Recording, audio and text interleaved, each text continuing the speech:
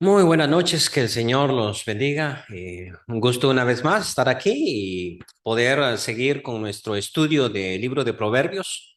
La semana pasada habíamos visto varias cosas de la introducción, ¿no? Cosas que a veces pues se nos ha enseñado desde tiempo y uno llega a creerlas, como es el hecho de que Salomón, el gran rey, hubiese escrito el libro de Proverbios, ¿no? Veíamos que en efecto Proverbios es un libro que se escribió mucho después y que sí toma varios dichos, varios refranes que el gran rey compuso, pero que también incluye a otros autores como Agur, como Lemuel, ¿no? Como incluso los sabios, y que vamos a ver cada una de esas cosas mientras vayamos a través del libro.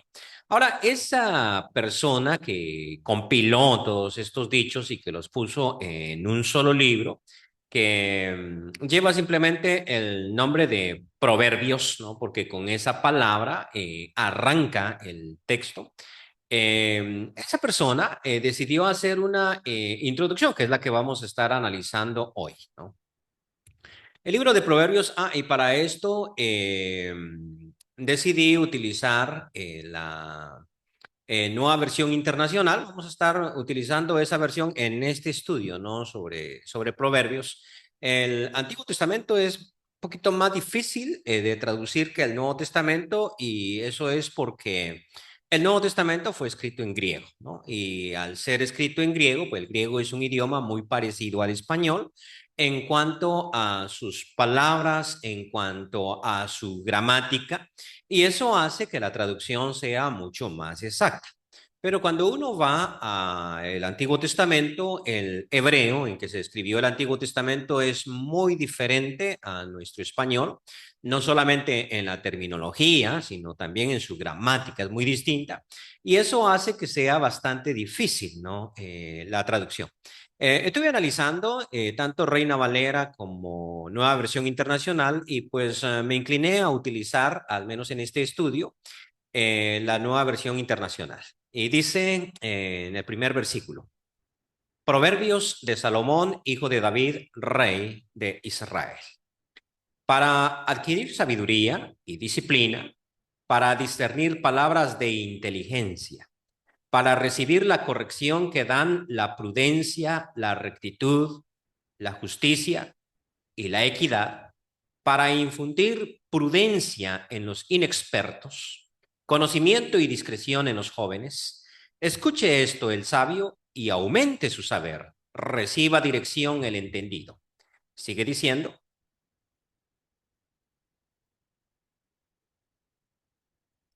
para discernir el proverbio y la parábola, los dichos de los sabios y sus enigmas. El temor del Señor es el principio del conocimiento. Los necios desprecian la sabiduría y la disciplina. Pues bien, lo que nuestro autor aquí está diciendo es mostrando el propósito con el cual él hizo el libro. Es decir, ¿con qué razón podría tener uno para escribir una serie de dichos, de refranes antiguos, o de poner la sabiduría que se había acumulado hasta ese momento? Entonces, él dice, bueno, este libro es de los proverbios de Salomón, ¿no? Rey de Israel, hijo de David. He escrito mi libro, por si estoy poniendo más palabras en él, ¿no? He escrito mi libro para que se pueda adquirir sabiduría e interesante la siguiente palabra, disciplina, que más que la disciplina que uno puede tener para el estudio, para el ejercicio, se refiere a la corrección. Esa misma palabra hebrea puede ser traducida como corrección. Para adquirir sabiduría, para adquirir corrección, para adquirir palabras de inteligencia, para recibir la corrección que dan la prudencia, la rectitud, la justicia y la equidad. Y aquí agarra cuatro términos bien interesantes: prudencia, rectitud, justicia, equidad. Ahora, lo que suena interesante, ¿no? En este versículo 3 es que tanto la prudencia, la rectitud, la justicia y la equidad enseñan. O sea, eh, generalmente se conoce este dicho, ¿no? El golpe avisa. Cuando va retrocediendo un camión y cómo voy, ¿ah? Entonces siempre dicen, hey, el golpe avisa, ¿no? El golpe avisa. Y alguien dijo en cierta ocasión, estábamos guiando ahí una carreta y empezamos a bromear con eso de el golpe avisa. Esta persona en cuestión dijo, y también enseña. El golpe avisa y también enseña. Pues resulta que la naturaleza enseña, ¿no? La experiencia enseña. Pero no todas las personas están aptas para recibir esa enseñanza. Es decir, la vida enseña, ¿no? Y la vida es tan buena maestra que si uno no aprende la lección, le vuelve a dar la enseñanza, le vuelve a dar la lección, ¿no? Pero hay personas que no son capaces de aprender y hay personas que son capaces de aprender. Hay personas que son necias y tropiezan dos, tres, cuatro veces con la misma piedra, pero hay personas que son muy sabias y son capaces de ni siquiera tropezar una vez con la piedra porque aprenden de la experiencia ajena. Ven lo que le sucede al vecino y aprenden, ¿no? Entonces, estas personas son sabias. Ahora, aquí la prudencia, la equidad, la rectitud, la justicia, dice nuestro autor, enseñan, pero la persona a veces no es capaz de adquirir esa enseñanza. Pues bien, el libro de Proverbios es para darle a esa persona la sagacidad, la capacidad de aprender de la experiencia. Dice el versículo 3, para recibir la corrección que dan la prudencia, la rectitud, la justicia y la equidad. Para eso ponemos Proverbios, para infundir prudencia en los inexpertos. Este es el término común que va a utilizar la Reina Valera, de simples. La vez pasada decíamos que la Biblia utiliza, o el libro de Proverbios utiliza tres términos para estas personas. Están por un lado los simples. Aquí la nueva versión internacional traduce los inexpertos. Por otro lado están los necios, que esos, yo sé que en el lenguaje coloquial guatemalteco, necio se le llama a una persona que persiste en una idea. O sea, pues vos sí sos necio, ¿no? A vos sí te gusta eso. En Honduras se le llama burro a esa persona, ¿no? Burro en guatemalteco es tonto, pero en hondureño quiere decir una persona que no da su brazo a torcer. O sea, cuando dicen este sí es burro, quiere decir esta persona, si dice por aquí voy, por ahí va, y va a llegar hasta el final, ¿no? Pues bien, la palabra que se utiliza en la Biblia para necio no quiere decir eso. No quiere decir una persona que no cambia de opinión, sino quiere decir una persona insensata, una persona tonta, por decirlo de esta manera. Por eso es que Dios llama, o la voz del cielo le dice, o Dios, ¿verdad? Le dice al rico, aquel que se había enriquecido mucho y no era rico para con Dios, necio. ¿Ah? ¿Qué quiere decir? Oye, tonto, o sea, eres muy tonto. Entonces está el simple, está el necio y está el sabio. Pues el simple es aquel, o el inexperto, como traduce la nueva versión internacional, es aquella persona que ni es necia ni es sabia, sino que está a punto de tomar la decisión. ¿Me voy a convertir en una persona sabia o me voy a convertir en una persona necia? Por eso es que en el paralelo, y claro, Proverbios está escrito en forma de poesía, así es de que aquí van a existir muchos paralelos. En este caso es un paralelo sinónimo, el versículo 4 para infundir prudencia en los inexpertos. Para eso escribimos Proverbios. Conocimiento y discreción en los jóvenes. O sea, el joven es el inexperto, el que está a punto de aprender. Versículo 5. Escuche esto el sabio y aumente su saber. Reciba dirección el entendido. Resulta que el sabio es aquella persona y que jamás deja de aprender. Cuando al gran Sócrates le preguntaron, voy a contrastar al ratito con esto. Cuando al gran Sócrates le preguntaron, ¿tú eres sabio? Él dijo, no, yo no soy sabio, porque sabio, sofos en griego, es el que sabe, ¿no? Entonces, ese es el sabio, el que sabe. Yo no soy sabio, yo soy un filósofo. Entonces, ¿y eso qué significa? Bueno, fileo griego significa el que ama, ¿no? O filos, el amor, y sophos o sofía es sabiduría. Entonces, filosofía es el amor por la sabiduría, ¿no? Cuando le preguntaron, ¿y eso qué exactamente significa? Entonces, él dice, mira, te lo voy a explicar mediante un mito. Fíjate que hay un semidios, ¿no? Que se llama Eros, ¿no? Y Eros ama la belleza, solo que él no es bello, porque si fuera bello no amaría la belleza, uno ama lo que no tiene. Entonces un filósofo es así, ¿no? Yo amo la sabiduría y no la tengo, porque si la tuviera yo que la deseara, yo no la buscaría, soy un buscador de la sabiduría y por lo tanto pues, no la tengo, simplemente busco. Pues bien, Proverbios tiene un concepto semejante que vamos a ir explorando acá. El sabio, ¿cómo se llama este en Proverbios? No es la persona que sabe, sino es la persona que está dispuesta a aprender. Por eso es que suena ilógico, oirá el sabio, como dice en Reina Valera, o aquí lo presenta Nueva Versión Internacional como un deseo, ¿no? Que oiga el sabio. ¿Y qué pasa cuando el sabio oye? Aumenta su saber, ¿no?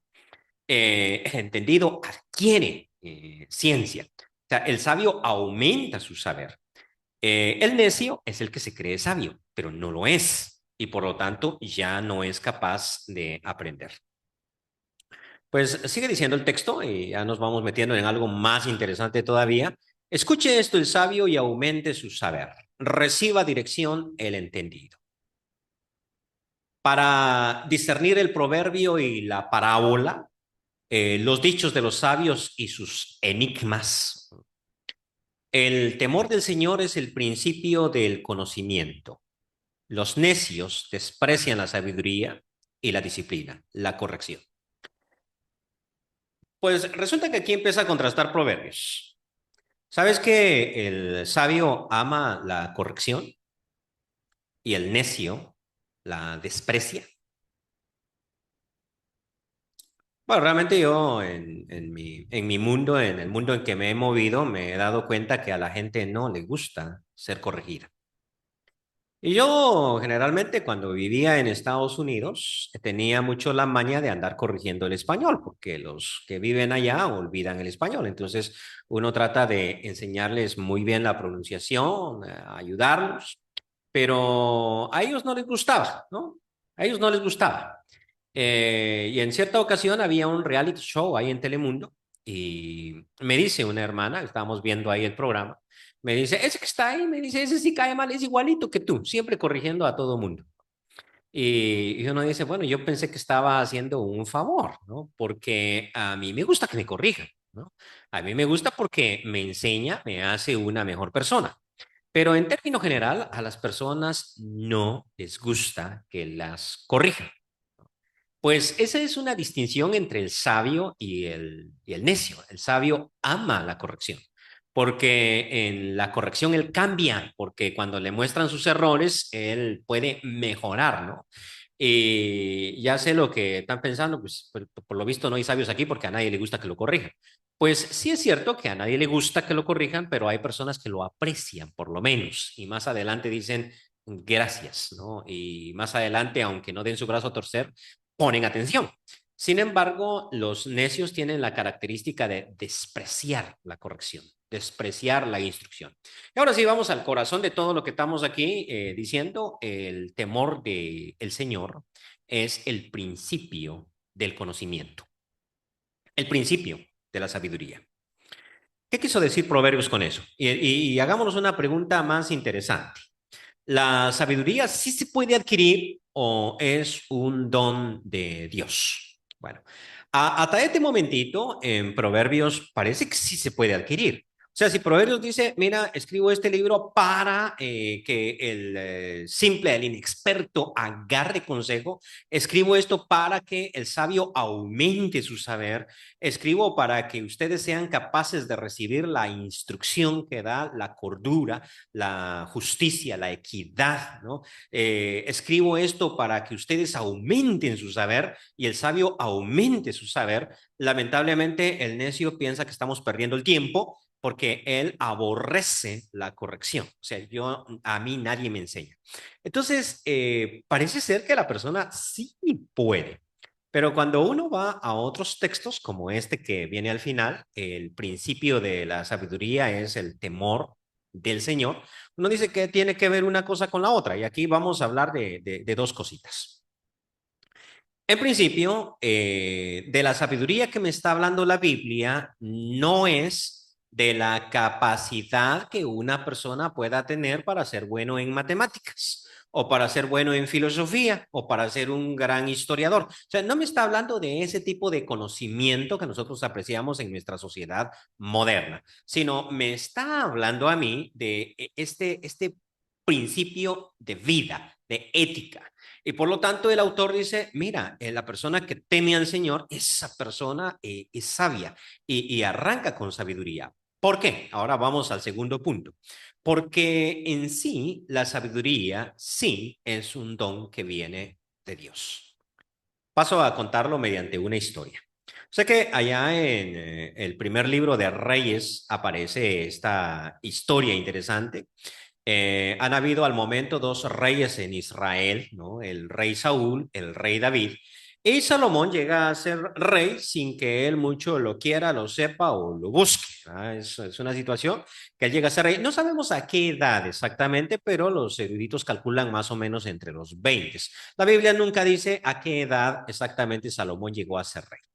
Pues resulta que el capítulo 3 del primer libro de Reyes nos dice, Salomón entró en alianza con el faraón rey de Egipto casándose con su hija, a la cual llevó a la ciudad de David, mientras terminaba de construir su palacio, o sea, no ha construido su palacio, el templo del Señor y el muro alrededor de Jerusalén. O sea, está ampliando la ciudad, la está haciendo más grande, va a construir un muro alrededor y también él dice, vamos a construir bien un palacio y mientras construimos nuestro palacio, pues llevo a mi esposa allá a la casa de mi padre, lo que era el palacio del antiguo rey, y también estamos construyendo el templo. Sigue diciendo el versículo 2. Como aún no se había construido un templo en honor del nombre del Señor, el pueblo seguía ofreciendo sacrificios en los lugares altos. No había un lugar para el Señor. Así es de que, sí, el arca estaba en Jerusalén, pero eso era muy chiquitito como para que la gente estuviera ahí. Así que ellos tenían la costumbre todavía de andar ofreciendo sacrificios al Señor en los lugares altos que después van a ser causa de la caída de Israel, pero que en este momentito es algo que el Señor concede, como quien dice, bueno, vamos a permitirles esta situación. Salomón amaba al Señor, dice, y cumplía los decretos de su padre David. Sin embargo, también iba a los santuarios locales para ofrecer sacrificios y quemar incienso. Como en Gabaón estaba el santuario más importante de esa época, Salomón acostumbraba a ir al lugar para ofrecer sacrificios. Allí ofreció 1000 holocaustos. Y en ese mismo sitio se apareció el Señor en un sueño y le dijo, pídeme lo que quieras. No sé qué pediríamos nosotros, no sé qué pediría yo. Si el Señor se me apareciera en un sueño esta noche y me dijera, pídeme lo que quieras, yo no sé si le pediría $1 millón. 25 millones suena más atractivo, ¿no? Me gustaría eso, o qué pediría, ¿no? Y la verdad que es un bonito examen, ¿no? Ponerse uno a pensar si el Señor me dijera, pide lo que quieras, ¿qué pedirías? ¿Qué le pedirías a Dios? Pues resulta que Salomón la tiene clara. Está buscando al Señor por una razón específica y al fin se le concede su sueño. Salomón respondió, tú trataste con mucho amor a tu siervo David, mi padre, que se condujo delante de ti con lealtad, justicia y honestidad. Y como hoy se puede ver, has reafirmado tu gran amor al concederle que un hijo suyo lo suceda en el trono. Ahora, Señor, dice, ahora, Señor mi Dios, me has hecho rey en lugar de mi padre David. No soy más que un muchacho y apenas sé cómo comportarme.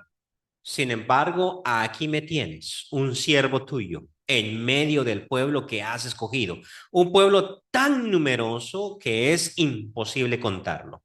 Yo te ruego que le des a tu siervo discernimiento para gobernar a tu pueblo y para distinguir entre el bien y el mal. De lo contrario, ¿quién podrá gobernar a este gran pueblo tuyo?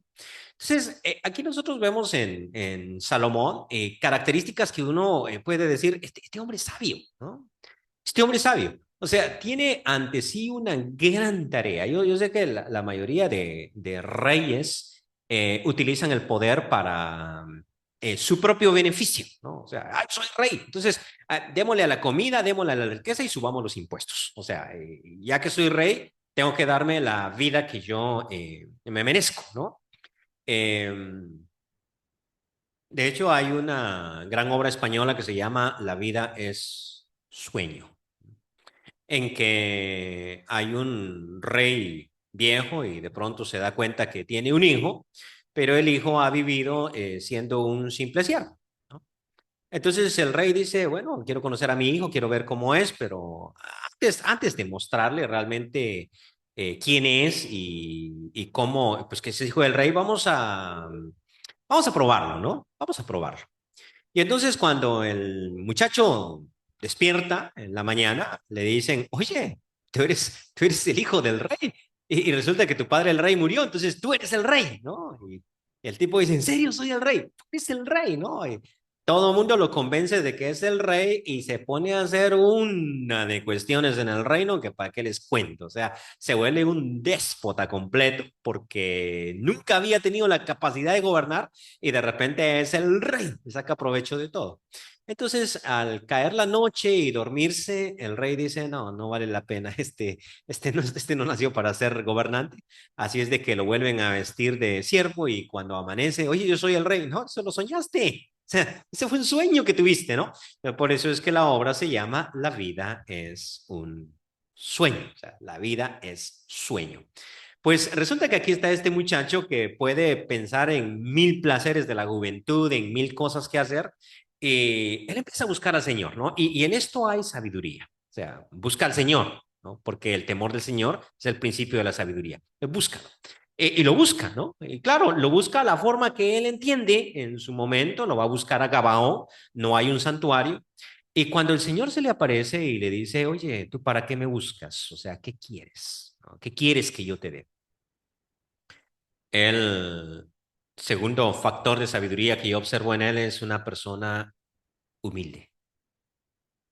Tu siervo solamente es un muchacho que no sabe ni cómo comportarse. Oye, pero Salomón había estudiado en las mejores escuelas de Israel, ¿no? Porque resulta que Salomón es un niño especial, ¿no? Es hijo de Betsabé y si recordamos lo que veíamos la vez pasada, ¿no? El hijo de Betsabé muere, el primer hijo de Betsabé, porque Dios castigó a David por el pecado que había cometido. Entonces le dice, el niño morirá, ¿no? Pero cuando Betsabé vuelve a quedar embarazada y probablemente a David se le fue el alma y este niño también se va a morir. O sea, y va a volver a pasar lo mismo. ¿Hasta cuándo Dios me va a perdonar? Y decíamos, David significa amado. Entonces, el profeta le dice, no, a este niño es amado por el Señor.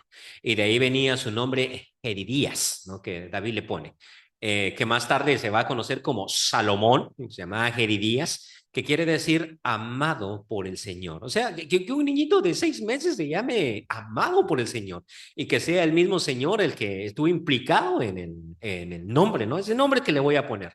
De hecho, un pasaje bíblico dice que David lo llamó así y otro pasaje bíblico dice que el Señor lo llamó así, ¿no? Y probablemente los dos. Se llama amado por el Señor. Un hombre de paz, eso quiere decir Salomón. Entonces, Salomón tuvo que haber sido educado en las mejores escuelas. David le había hecho la promesa a su esposa, en este caso Betsabé, de que ese niño tuyo va a ser el rey. ¿No? Eso se ve en los libros históricos. Entonces él fue preparado para ser rey. Y a los 20 años, por lo menos la gente que yo conozco es sumamente orgullosa. Los veinteañeros creen que pueden dominar el mundo y que nadie, absolutamente nadie, les puede enseñar. Y por eso es que es muy difícil educar a un adolescente porque él cree que el papá es muy tonto, cree que la mamá es muy tonta y no saben lo que él ya conoce, ¿no? Típico de los adolescentes. Pues aquí tenemos a un muchacho, se usa el término muchacho, ¿no? Que por el contrario es una persona muy humilde. Tu siervo no sabe ni cómo comportarse. No sé ni qué hacer, ¿no?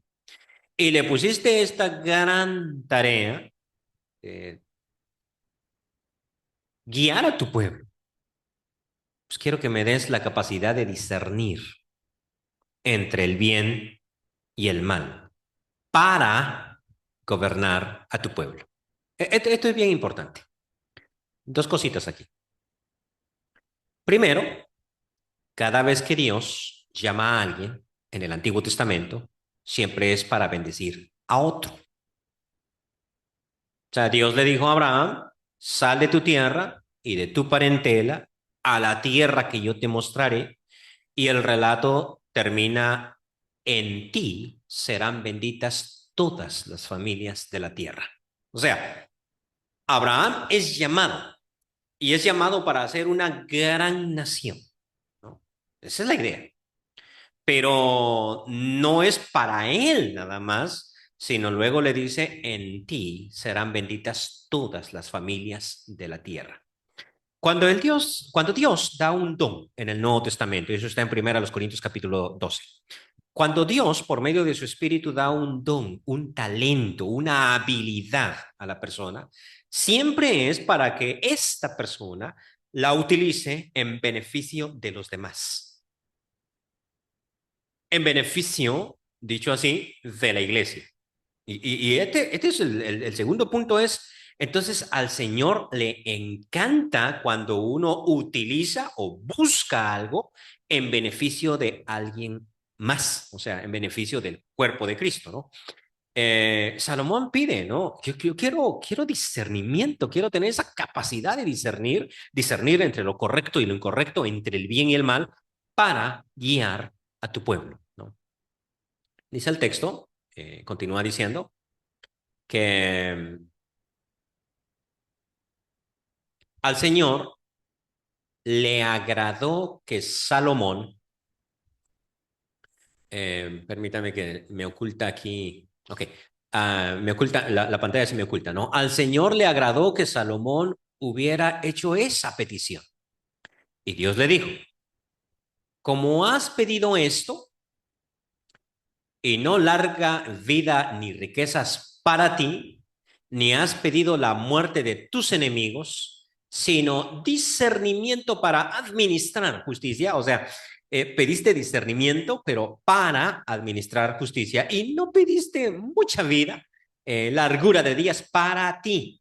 O sea, no fue egoísta su petición. Quiero vivir mucho, pero para ti. No has pedido la muerte de tus enemigos, una vez más para ti, sino pediste algo para mi pueblo, discernimiento para administrar justicia. Voy a concederte lo que has pedido.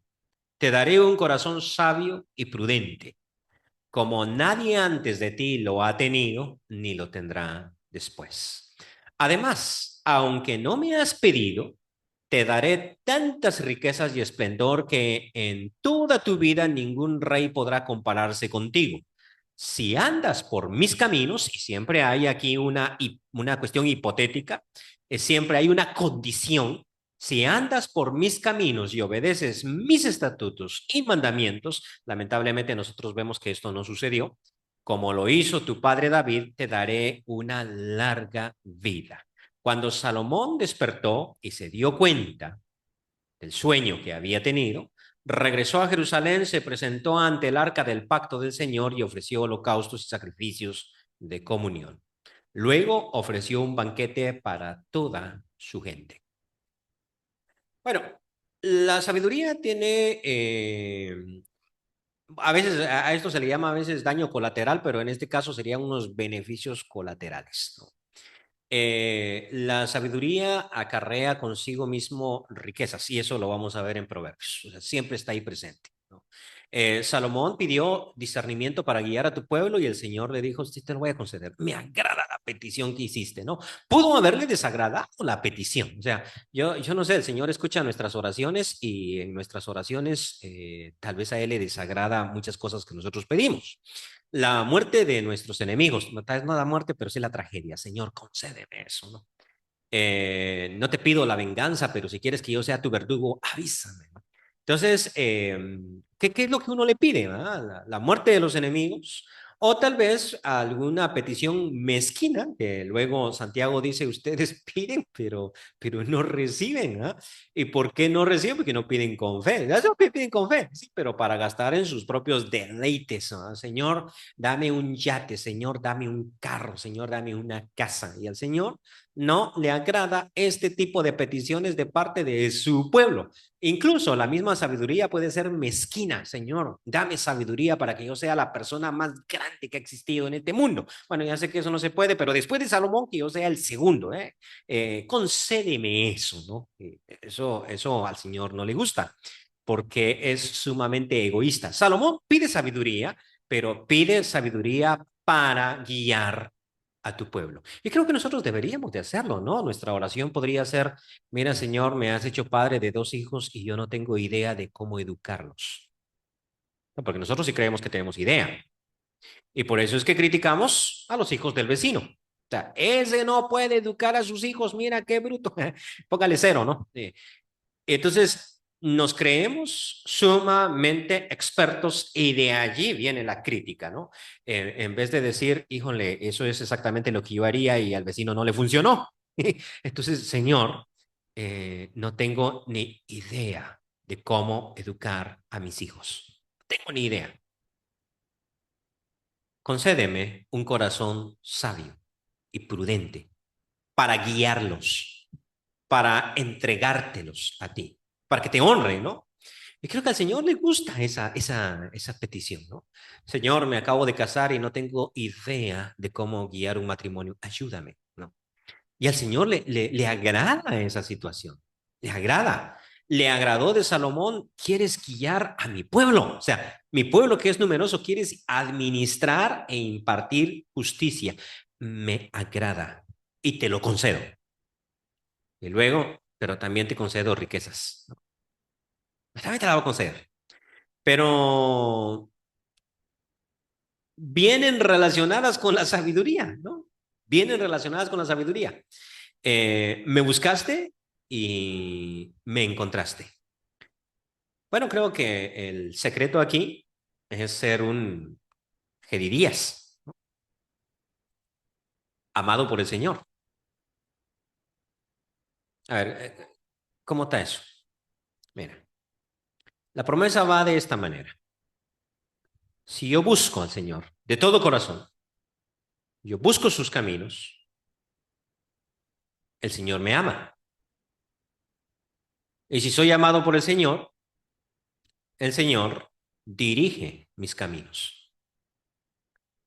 Hay ciertas cosas, ciertas decisiones que uno no tiene ni idea de qué tomar, pero el Señor dice, esa es una decisión equivocada y por lo tanto yo te la estorbo y tú no tomas esa decisión.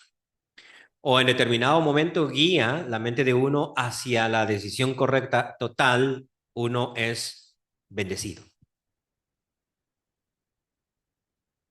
El temor del Señor es el principio de la sabiduría.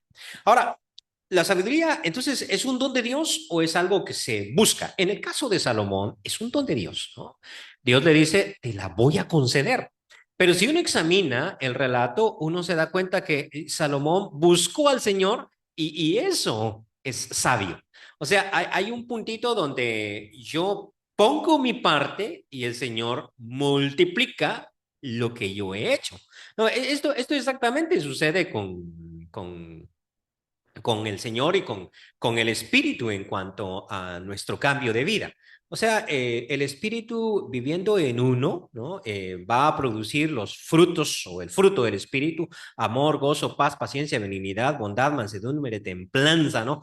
¿El Señor va a producir eso? Sí, pero no de forma automática. Por eso es que el apóstol exhorta a los Gálatas, andemos en el Espíritu para que produzca ese fruto.